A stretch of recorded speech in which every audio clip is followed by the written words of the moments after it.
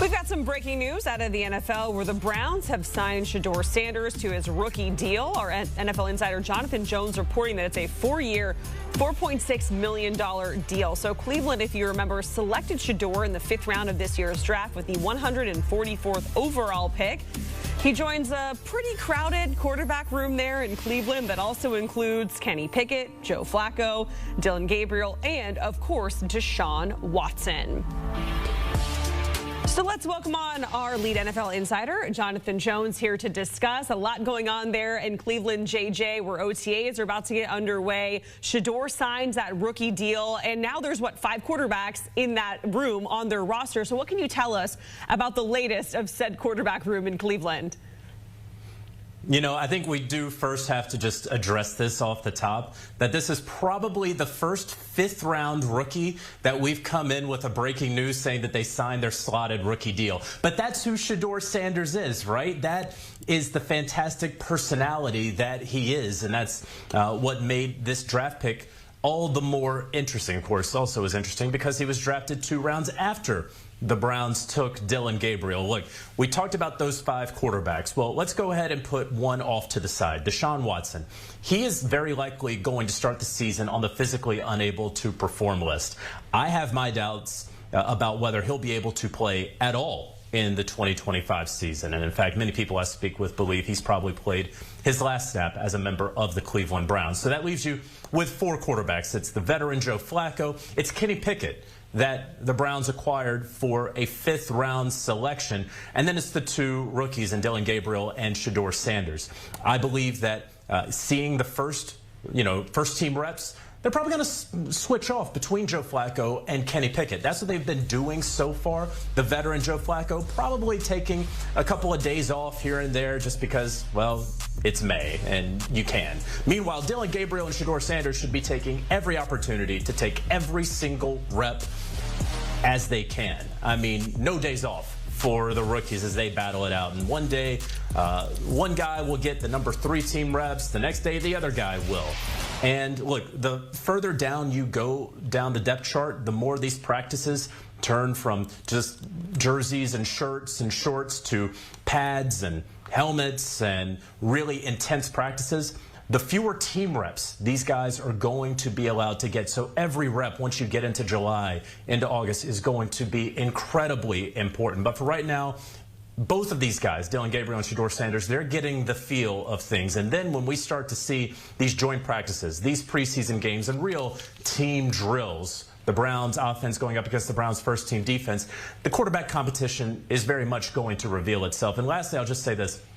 I highly, highly, highly doubt that the Browns are going to have 4 quarterbacks on their roster, their 53-man roster, once Week 1 gets here. I don't think they're going to cut Dillon Gabriel or Shedeur Sanders or risk them potentially being poached off the practice squad. And so that means what happens with a Kenny Pickett or a Joe Flacco?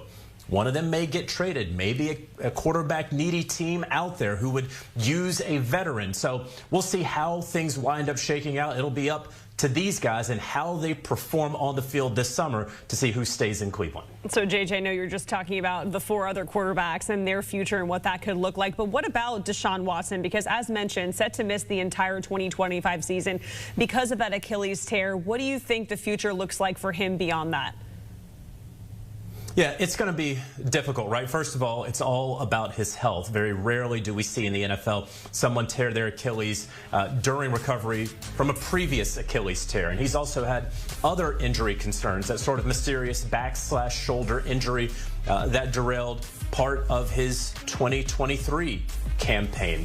And so you've had a slip in play ever since his final season in Houston. You've had a number of injuries, significant injuries that have mounted. You have obviously the trade for, the acquisition of, and the contract to Deshaun Watson that has been panned publicly over the years. And lastly, of course, the couple dozen allegations of sexual misconduct that he was never charged with.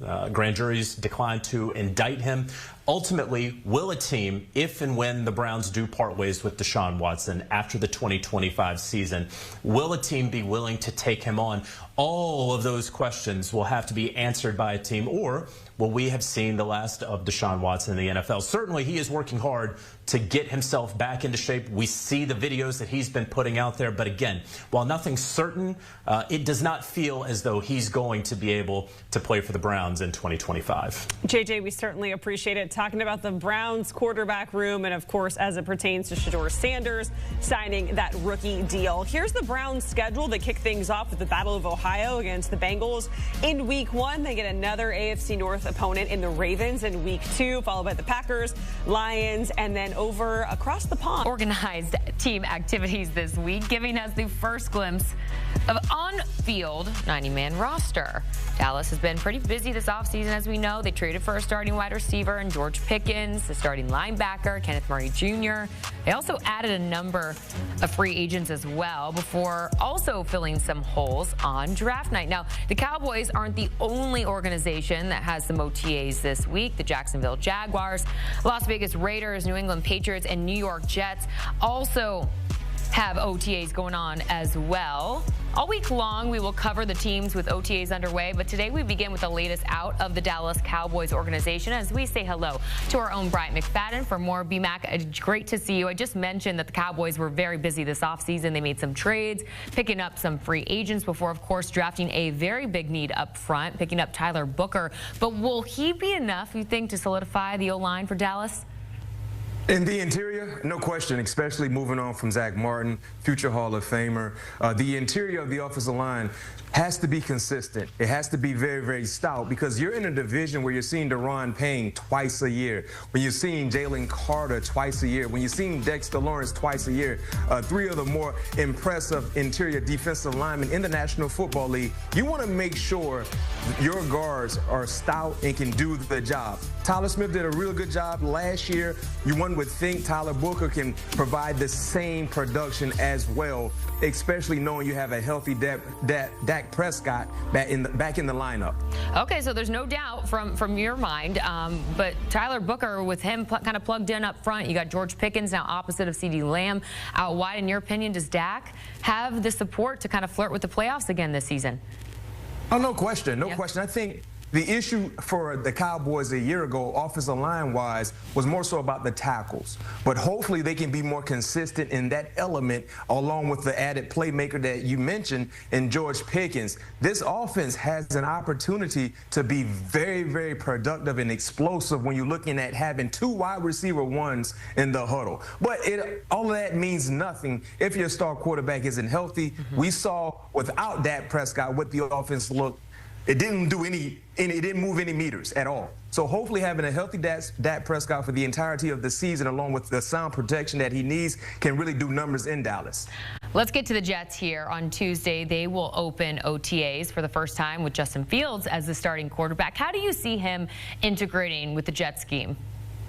Well, with Justin Fields in the lineup, Jordan, he's another playmaker for the offense because of his versatility, his athleticism, the speed that he has as a +1 in the running game actually could help the Jets. Remember, the last two seasons, especially a year ago with the healthy Aaron Rodgers, they had no +1 option at the quarterback position because, of course, Aaron Rodgers is a pocket guy. But when you look at Justin Fields and seeing what he did in that 6-game stretch with the Pittsburgh Steelers, especially in the red zone, he became a +1 in the running game, either improvising on the fly or quarterback design runs. He was an added element to their offense, and hopefully the Jets have the same mindset for Justin Fields, knowing what type of playmaker he can be, not just throwing the football, Jordan, but of course running the football. Yeah, and they get him a big weapon. As we know, tight end was a pressing need for the Jets this offseason. They managed to get one of the best ones in the NFL draft, and Mason Taylor. Do you think he's the perfect fit for Fields? Yes, I love this fit. The thing about Mason, when you look at the tight end production over the last few years, and let's just highlight 2024, Tyler Conklin was the best tight end option a year ago. 4 touchdowns, almost 500 yards receiving. The difference between Tyler Conklin and Mason Taylor, Mason is a better athlete. He's more elusive in his route running. He has sure hands as well, not to mention he has the speed that is needed to create separation and become a big-time threat down the seams of the offense. That's a huge addition for a team like the New York Jets when you're implementing a new quarterback like Justin Fields, because when we look at the passing games, we love to highlight wide receivers and what they mean for quarterbacks. But a unheralded relationship is the quarterback-tight end relationship, and hopefully Mason can provide that friendship that is needed for Justin Fields and being able to elevate this offense to another level. Excited to see what they have whipping up at OTAs and this upcoming season. BMAC, always great to see you.